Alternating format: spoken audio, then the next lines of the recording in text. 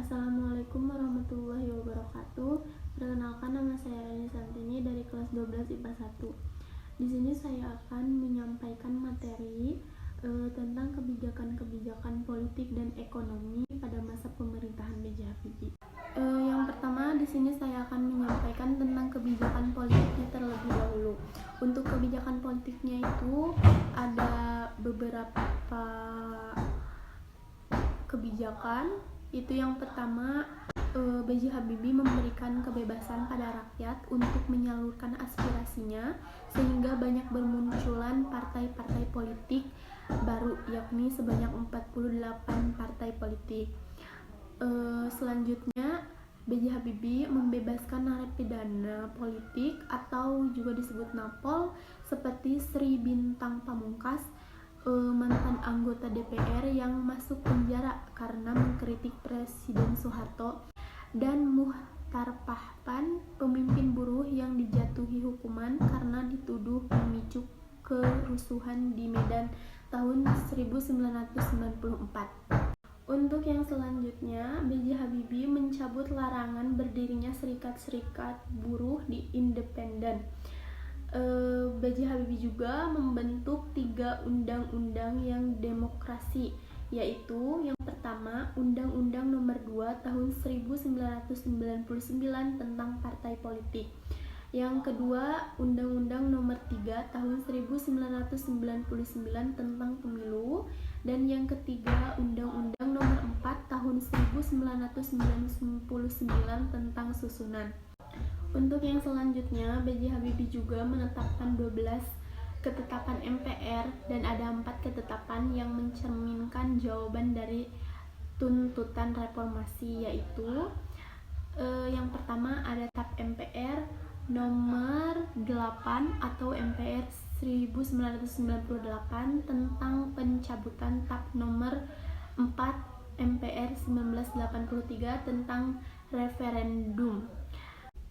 Yang ketiga ada TAP MPR nomor 12 atau MPR 1998 tentang pencabutan TAP MPR nomor 5 MPR 1978 tentang presiden mendapat mandat dari MPR untuk memiliki hak-hak dan kebijakan di luar batas perundang-undangan. Nah, untuk yang selanjutnya TAP MPR nomor 13 atau MPR atau 1998 tentang pembatasan masa jabatan presiden dan wakil presiden maksimal hanya 2 kali periode. Itulah yang keempat ketetapan yang mencerminkan jawaban dari tuntutan reformasi. Untuk yang selanjutnya kebijakan ekonomi, yaitu yang pertama Habibie berperan menekan praktik monopoli. Di era kepemimpinan Habibie, Undang-Undang Nomor 5 Tahun 1999 tentang larangan praktik monopoli dan persaingan yang tidak sehat, dan Undang-Undang Nomor 8 Tahun 1999 tentang perlindungan konsumen dikeluarkan. Undang-Undang Nomor 5 membuat KPPU berhasil menyelamatkan uang negara dan termasuk menguntungkan masyarakat dari terjadinya proyek asal jadi. Yang kedua, warisan Habibienomics untuk Indonesia. Konsep Habibienomics adalah warisan penting untuk bangsa Indonesia. Ketua Asosiasi Kader Sosioekonomi Strategis atau Akses Suruto mengatakan konsep Habibienomics adalah sebuah aliran ekonomi yang mengedepankan peningkatan nilai tambah ekonomi berbasis teknologi. Kemudian yang ketiga, membebaskan tahanan politik untuk menciptakan stabilitas ekonomi. Nah, Direktur Eksekutif Pusat Kajian Maritim untuk Kemanusiaan Abdul Halim mengatakan salah satu kebijakan yang diambil Habibie adalah membebaskan tahanan politik guna menghadirkan kebebasan berdemokrasi kepada setiap orang. Kemudian yang keempat, membuat tim ekonomi yang bebas dari impetensi politik. Yang kelima, menguatkan nilai tukar rupiah terhadap dolar dari Rp 16.650 menjadi Rp 7.000. Salah satu paling mengagumkan adalah ketika Habibie berhasil menggenjot nilai tukar rupiah terhadap dolar Amerika. Untuk yang keenam, yaitu meningkatkan pertumbuhan ekonomi yang minus menjadi positif.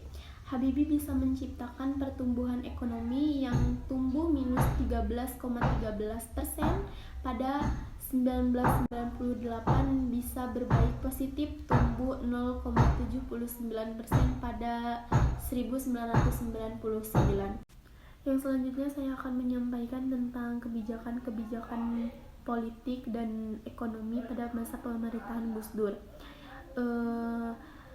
Untuk kebijakan politiknya yaitu Departemen Sosial dan Penerangan dibubarkan.